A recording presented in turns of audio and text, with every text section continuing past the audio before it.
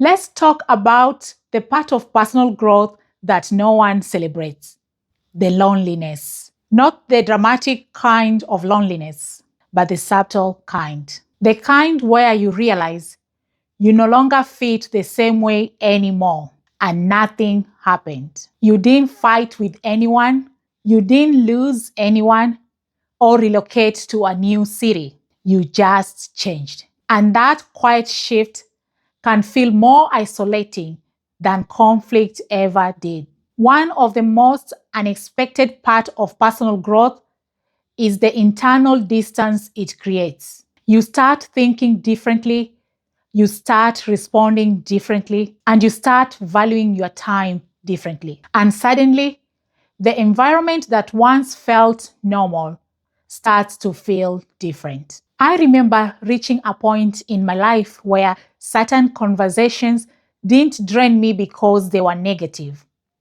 They drained me because they felt misaligned. It wasn't judgment, it was evolution. And evolution changes your alignment before it changes your circle. Growth is internal before it becomes visible to people around you. It starts with changes in your standards, boundaries, tolerance, and then clarity. And when your standards rise, not everyone around you rises with them. That doesn't make anyone wrong. It just creates distance. I've experienced seasons in my life where I became more intentional on how I spent my time and stopped participating in certain kind of events or activities. I didn't make any announcements. There was no confrontation, just withdrawal from certain kind of conversations and activities.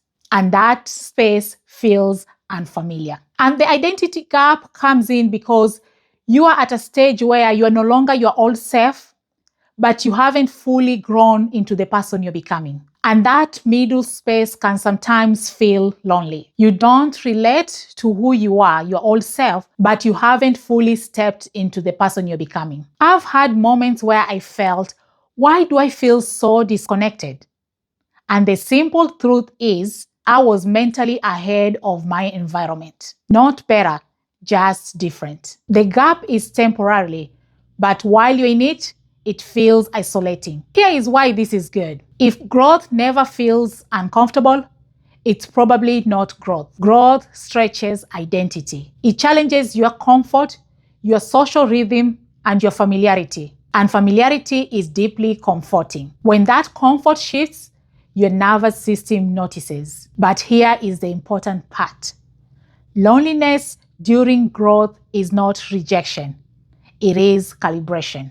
Some of the mistakes that people usually make during this growth phase is that when growth feels lonely, people often shrink back, lower their standards, over-explain themselves, and retreat emotionally. I've been tempted to do that. It is easier to feel included than aligned. But inclusion without alignment will drain you slowly. And once you've grown, shrinking feels suffocating. This lonely stage creates space. Space for new conversations, new environment, new standards, and new depth. And that space doesn't feel overnight. And most people panic in the waiting period. They mistake transition for loss.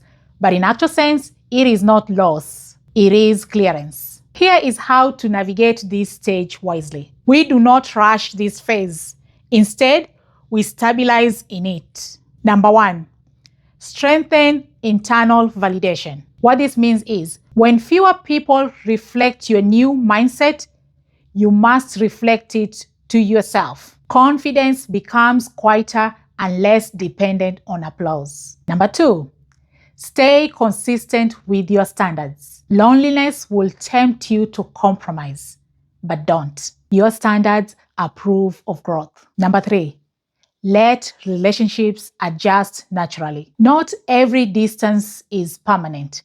Some dynamics shift once you shift, but forcing reconnection sometimes creates friction. Allow evolution to sort itself. If you follow these steps and you stay steady, here is what follows next. You begin to attract alignment instead of familiarity. Conversations start to feel deeper, time feels intentional, and peace feels normal. But it starts with this quiet phase. But the truth is, this phase feels lonely, not because you're isolated, but because you are evolving. If growth feels lonely now, don't misinterpret it. You are not disconnected. You are differentiating. And differentiation is necessary before alignment. If this resonated, please subscribe. This channel is about building a life that matches who you're becoming, not just who you've been.